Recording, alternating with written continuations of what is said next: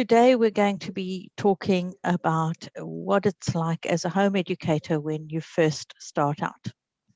So my name is Juliet English. I'm a home educator of 22 years. I've educated 7 children. My youngest is still being home educated. So it might be a little harder for me to remember all that way back, but I will do my best. And maybe I come with a bit of perspective of being further down the line. And then we've got with us Sian, who's a little bit newer to the journey, and I'm going to ask her to tell you a bit about herself. Okay, so I'm Sian, and we have 3 daughters, aged between 9 and 12, and we've only been homeschooling for just over 2.5 years now, so nothing like your 22 years, Juliet. And yes, so it's been quite a journey for 2.5 years. And our girls actually went to school, and it was only when our daughter was in year 4 that we decided that because of her dyslexia, she needed a break. And we'd come to the end of the road really with the school in terms of the support that she was getting. And so despite having a really good relationship with the school, we decided that she did need a break. Her self-esteem was plummeting. So we took her out for the idea was for a year or 2 years, just to see how it went. And so it was quite a bit of a weird time, actually, because I had a foot in school and 1 foot in home education. And so making that leap was nothing short of scary at the time. Sian, like you, I also started home educating when my child was battling in school. And we just felt, I personally felt, no teacher is ever going to love her or want the best for her in the same way as I would, and I needed to step in and act on her behalf. So if you've had a similar experience, but then that didn't stay, you didn't stay with 1 foot in school, did you?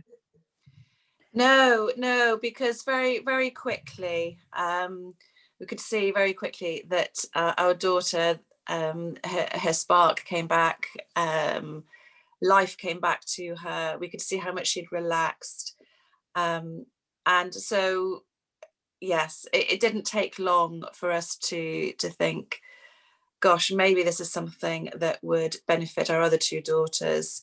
Our youngest daughter also has dyslexia and dyscalculia as well. And our middle daughter was doing relatively well. But after a year of our daughter being home, we decided to take the last bit of the jump and take the other 2 out of school. And yes, have everyone home. So at that point, I had got used to this idea of de-schooling. I'm not sure if that's something you went through, Juliet, but thankfully I did have a friend who said you just need to de-school. And I'm so glad I had that bit of advice, and I read up about it, and it just gave us permission in those early months of not being sure what on earth you're supposed to be doing, to do not very much, actually. And that was lovely. That was really lovely. It was a very special time of reading together, of going to places together, just the 2 of us. I did throw in a little bit of maths just because I thought I ought to. But really, it was a really lovely time of talking, lots and lots of conversation, and lots of learning by accident almost, that you just don't realize goes on every day. So I'm very thankful for this whole concept of de-schooling, and I couldn't recommend that highly enough. Yes, and I think what I'd like to do is just make it clear that there's a difference between de-schooling and unschooling. So unschooling is a philosophical approach that some people have to how they will home educate their child going forward. De-schooling is a word that's used in home education circles, but it's not a term that local authorities like us to use. So please don't use that in communications with your local authority. But what it is, it's a period of coming out of that school environment and getting school out of you, getting school out of your child, that whole way of like, oh, I have to do it this way, or I have to do it that way, getting it out of you. And kind of rediscovering who your child is, observing them, seeing what works for them, what lights them up, what works for your rhythm as a family. And if you are communicating with your local authority, it's best to say, obviously home education, making the decision, it's an adjustment, and we are using this time to assess my child's needs and observe their way of learning. So you use that kind of terminology because that actually is what you're doing. It's just, we cover it with the term deschooling. So the other thing about that whole deschooling is and coming out of the school is that actually you start to realize that home education is a lifestyle change for you as a family. So once you've kind of made that lifestyle change for one child, it doesn't make sense to leave the others out. You kind of have to embrace it for everybody. And that was certainly the case for me. Started home educating with one child. My other children weren't compulsory school age at the time, but we made the decision, that's it. If it's good for one, it's good for them all. And that was how we went forward. So Sian, other than that period of deschooling, what are some of the things you remember about the early days? Did you have moments of like blind panic or fear or nervousness and that kind of thing? I was definitely nervous. My daughter was really up for it, which made it a lot easier for her not to go back in September, to cope with that. So that was great. And we did have 2 wonderful weeks before she crashed and decided that maybe she was missing her friends, and maybe she did want to go back to school. So that gave me then quite a few nights of lack of sleep, worrying about that. But we rallied together, we talked it through, and we decided that we needed to give this a good old go. And we decided that we would review at Christmas. And thankfully, by Christmas, both of us were quite clear that this was something we wanted to continue with. But I think, to be very real about it, it isn't easy, especially if you're taking a child out of school. For whatever reason, we live in the heart of the school community. I've got good school friends. We've got still close relationships, with school, with one thing or another. So it's not an easy thing to do. And that was quite a difficult period after the first couple of weeks of both of us crashing slightly. So yes, that there is the kind of, in the middle of the night, a blind panic of what on earth am I doing? Very thankful that we worked through that. We talked through that. We were very real with each other, and we spoke about it as a family as well, about what was going on and how we were all feeling and how we were going to deal with this. So it was a good growing experience at the same time, but definitely moments of panic and lots of fear. Yeah, definitely.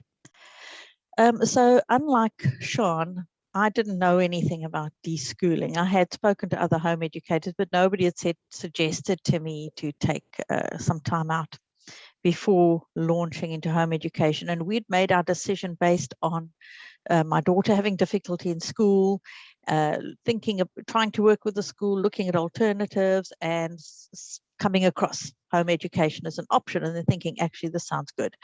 And we managed to get to a home education conference where they had all these curriculum providers. So like a lot of newbies, I was very keen to go and look at everything that was on offer, and probably was trying to think of how I would do school at home, wanting it to look like an education was happening as it would in school. So we did end up ordering like an entire curriculum from America, basically.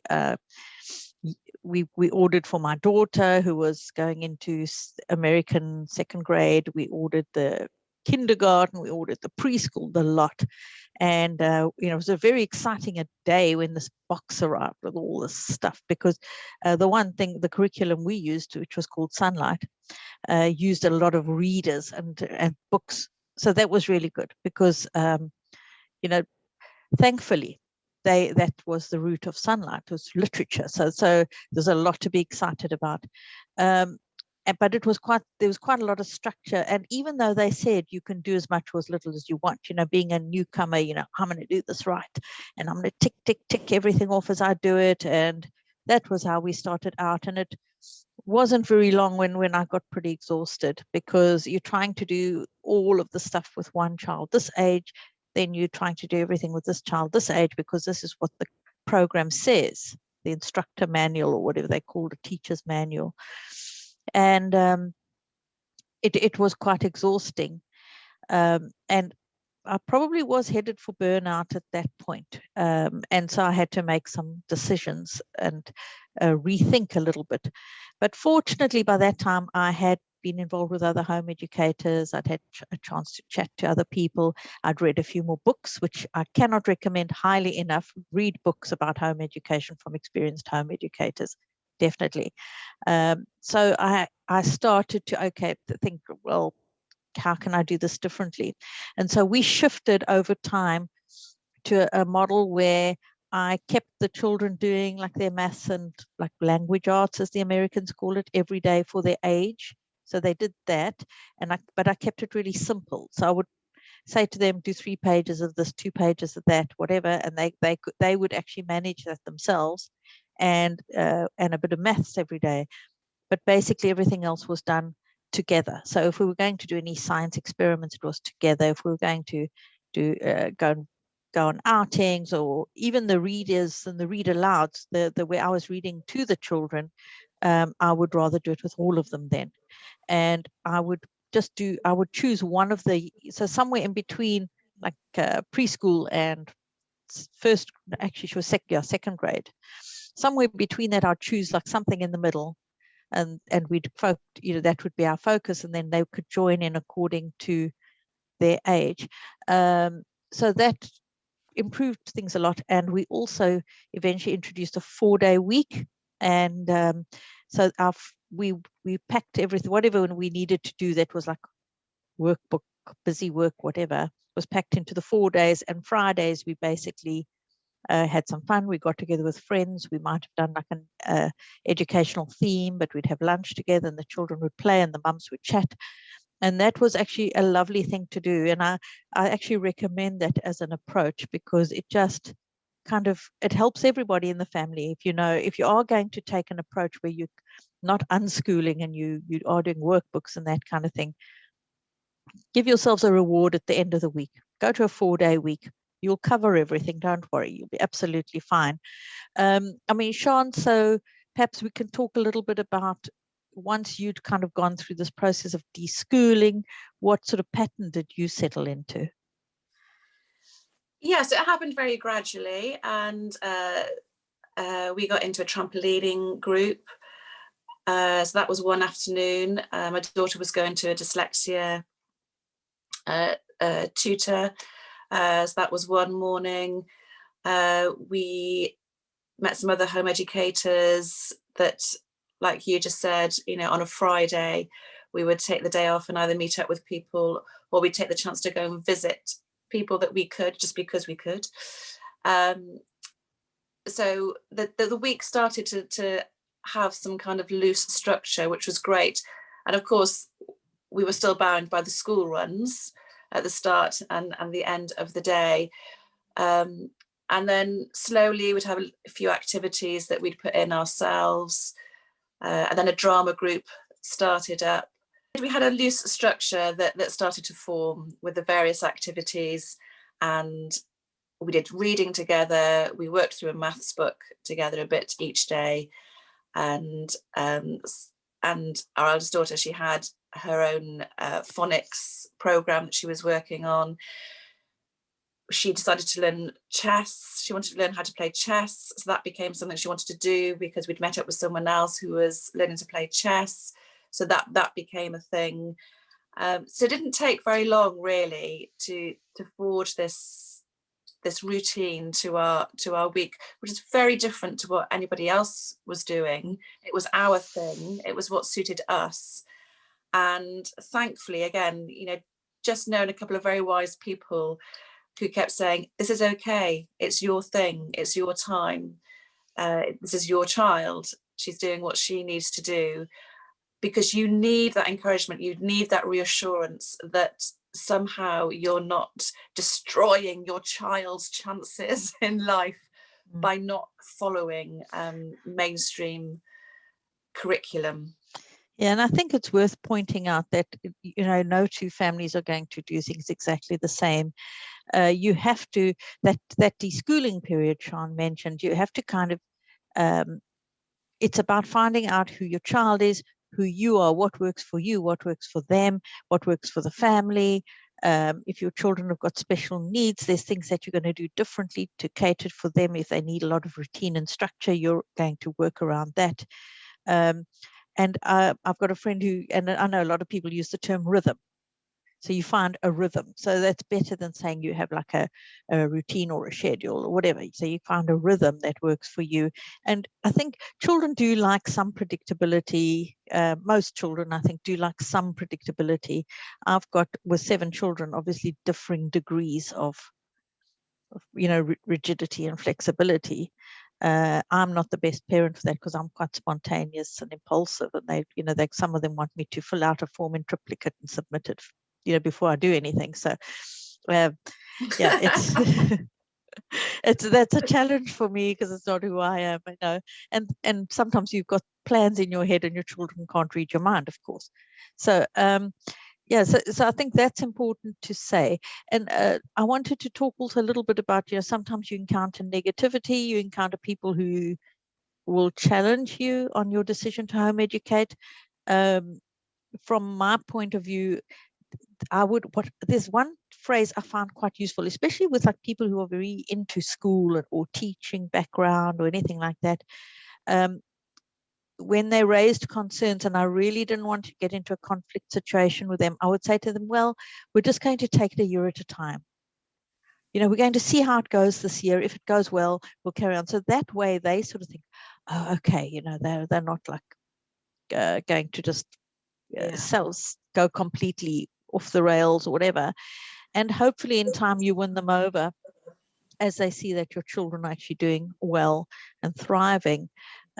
Because the whole thing is that learning, people don't always learn sitting at a desk in a room. For some people they do. Some people can literally sit at a desk and write down and read a book, and the knowledge goes in their head. But for some children, you could make them do that and the knowledge would just go goodbye. It's not going to stick because the child's interests are not there. So you have to find, how does your child retain what they're learning, and what drives them? What are they asking the questions? Because if they're not asking the questions, any answers, you know, you're giving them information that's not going to stick. That's been my experience. So what I'd like to ask next, and I don't even know if this is really something that applies to you, is there anything you do differently? Do you think there's things you could have done in a different way?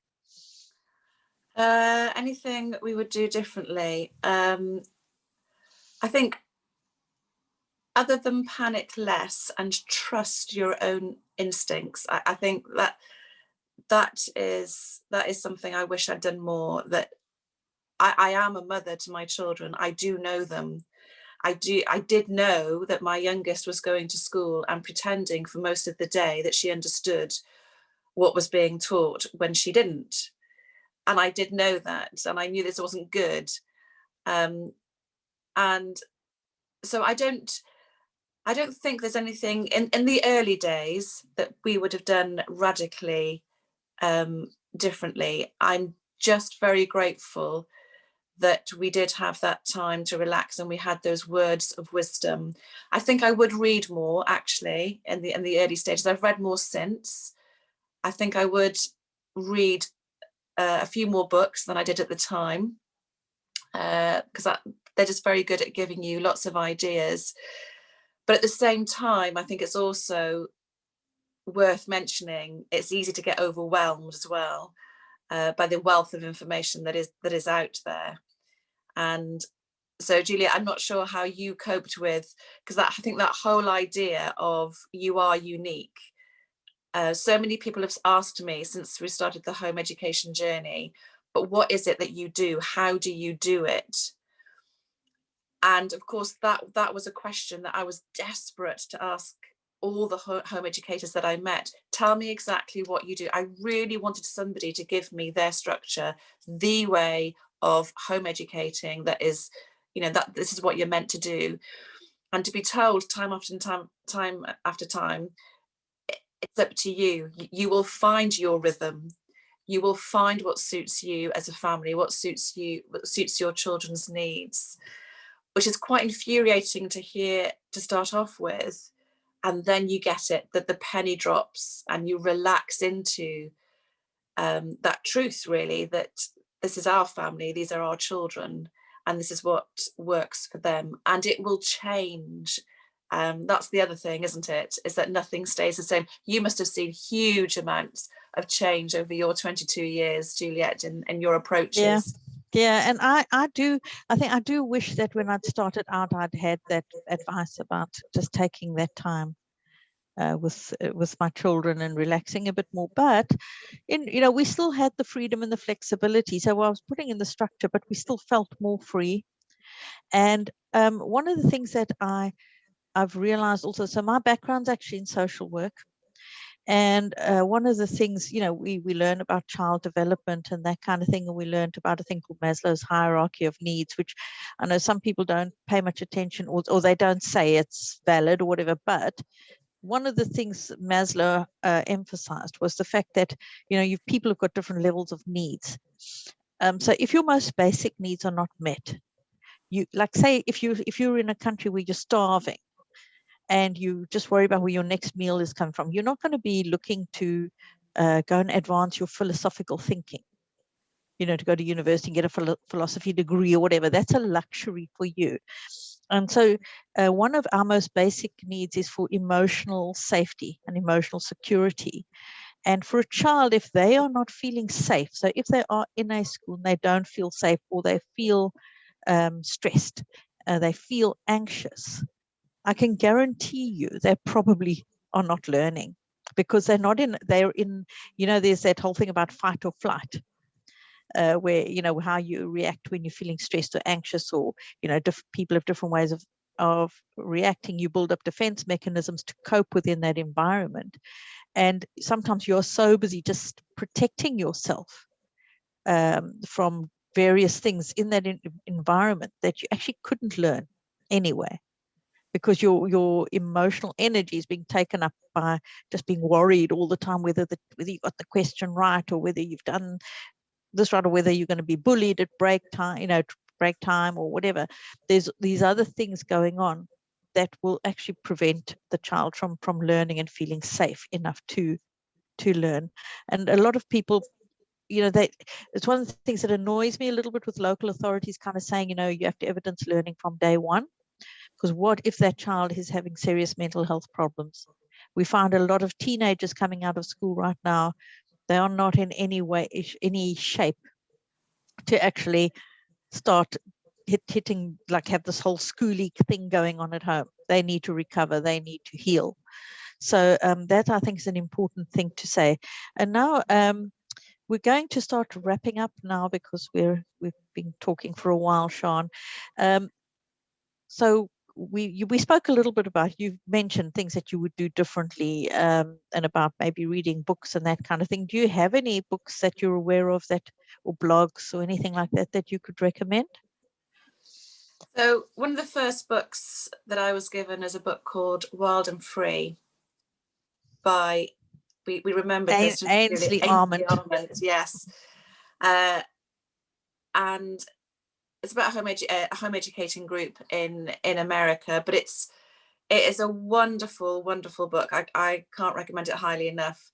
When you're starting out, it's like a great big hug of reassurance, and it really taps into the heart stuff that goes on in parents when they are approaching this whole idea of home educating and the why of home educating. And it talks about finding your why of home educating, which is really important as well, and very gently takes you through all the different home educating philosophies and different ways of doing it. So it kind of gives you that the idea of the different things that some people may do, if that's what you want to know about. But it was really informative, and I used to read it in bed, and if I'd had a few wobbles during the day, which I normally did, still do, I would just read this book, and it was just, you know, this kind of great big hug saying, you're going to be okay, this is fine,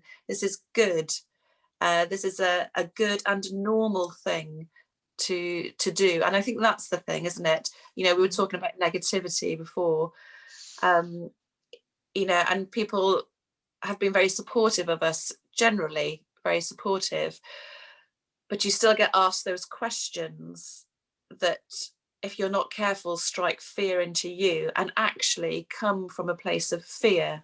The person that's asking them, whether it's grandparents, whether it's, you know, your friends from school, the school mums, whoever it is, your neighbours, those questions come from a place of fear, you know, fear for your children, fear for you, and even sometimes fear of like, well, if she's doing it, should I be doing this?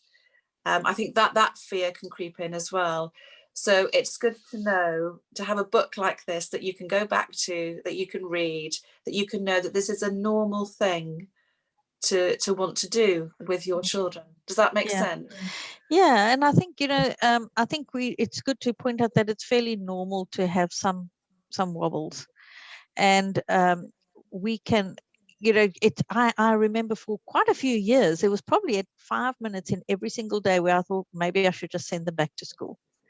And I got to know that I would have that 5 minutes every day, and I would just wait it out. Just it'll pass, it's all right. One of the things I would do is think about all the children I knew that were sort of in that system and everything, and I thought, actually, no, I still think this is going to be better for my children. And there was something else I was going to say, is that, you know, you've got to really trust yourself, I think, as a parent. You know, when your children were little and you were raising them and helping them learn, you know, how to get dressed and how to brush their teeth and how to dress, how to talk, how to walk, all of those things came naturally. Parents are actually very good at, when they see their child in a certain doing something, whatever, putting something in the, you know, just putting something in their path to help them. We're actually very good at it. I mean, the danger is where we want to take over, you know, like when they're building Lego and you want to take over and build the proper house because you don't like the house they're building. That's the danger. You've got to watch. And with home education, the same thing. You've got to allow them that freedom and that space to explore and make their own mistakes and learn from their own mistakes. And it is one of the things I've realized is that the one good bit of advice that stuck with me, and this came a few years into my home education, is this guy said to me, even if a child was sitting at home doing nothing, they would probably still, they can't help themselves from learning. They will learn from their environment. And I'm not suggesting by any means that your children sit alone doing nothing, but sometimes a bit of boredom is good to encourage them to learn. And I want to actually just say that over the years, you know, we had a lot of challenges. I was going to try and wrap up, but I feel this is important to say. We had a lot of challenges. We had house moves. We had an international house move. We had parents living with us. I had pregnancies, because I had 3 children when I started home educating, and then went on to have 7. We had a lot of disruption, a lot of change. We had times when all our things were in storage for 6 weeks, and that messed a lot of my rhythms up. And what actually happened is that I kind of almost became like a lazy home educator, if you want to call it that, where I actually I was just like kind of making sure the kids had food, making sure, you know, that the important stuff got done, but I wasn't actively like providing an education. The one thing that kept me going was like, do your 2 pages of maths, do your few pages of this. That kept us going. But actually what happened is the children started pursuing their own interests. And by pursuing their own interests, they advanced their own learning. They learned to work independently and research things for themselves. So I have a son who all he did was mess around on his computer all day. And when I took his portfolio to a college, for him to try and get in on a course, he had no GCSEs. The tutor looked at his work and said, well, this is distinction level. And here I thought he was just messing about, playing on his computer, you know, and he was put, yeah, and he was put straight on, you know, level 3 extended, which gives him the equivalent of A levels. And then he did his English and his maths GCSEs while he was there. And, you know, so when it's in spite of me, my children learned and they went on. And I think unless you're a really bad parent and you're neglecting your children and not giving them the things they need, you know, they're going to learn because it's how we're designed. And I'm not suggesting you be any kind of a bad parent. Okay, I do not endorse that in any way, shape, or form. But I am saying that children will learn, and it was learning to trust that, actually trust that they will learn, trust that they can't help themselves, and then be the most supportive you can be and the most facilitative that you can be to help them on that journey. But it's their journey. I already got my education. I'm not needing to go through it again. It's their job, and I have put it back onto them and said, it's your job to make sure you get your education. So, I mean, I could talk for hours though on this. That's a huge mind shift though, isn't it? That is where you start swimming against the tide in terms of school is the place that provides an education. And if your child isn't in school, then it's not a proper education that they're getting. And that is the biggest mind. Yes, it is a fallacy though. The whole fallacy of that is that there's an assumption because the child is sitting in that physical building, they are getting an education or they're learning. And that can be an absolute fallacy because they can be sitting in that building and actually not be really learning much at all, or having all their hopes and dreams squashed. There's lots of other things that can go on there. And it's getting that out of your brain that this is how learning looks, because it does not, and it looks different to every person. And I do want to kind of sort of just wrap up now. So I'm going to quickly do my book recommendations. So I read two books by John Holt, and John Holt wrote How Children Learn and How Children Fail. Excellent books, just really for finding an approach that is more relaxed and more trusting. I found that children love, one of the things that he highlighted is children love to be productive. And as a parent, what I would do is I would be doing stuff that's productive. The children see it, they want to join in and they want to be part of that, and they model themselves on you doing something productive, understanding if I do this, I get that product. And I think often the problem with the school thing is kids don't understand why they have to know something. So that's why they actually get a bit bored, because they actually don't understand where this fits in. You know, they always say, why do I have to know that? And I've always made a point of explaining to my children why you need to know this, why this is important. And if it's not important, don't bother. And then obviously you can go and watch Sir Ken Robinson's fantastic video on YouTube about, I think it's to do with creativity, how schools kill creativity, I think it's called. I can't remember. Sally Clarkson, Educating the Wholehearted Child. It's an American author coming from a Christian perspective, but really nice. And Raymond and Dorothy Moore wrote a few books which were also really kind of helpful. Better Late Than Early is an excellent one actually by them. So those are my recommendations. You can also read Ross Mountney, who's British. A lady by the name of Dorothy Murphy has written a book about your first year in home education.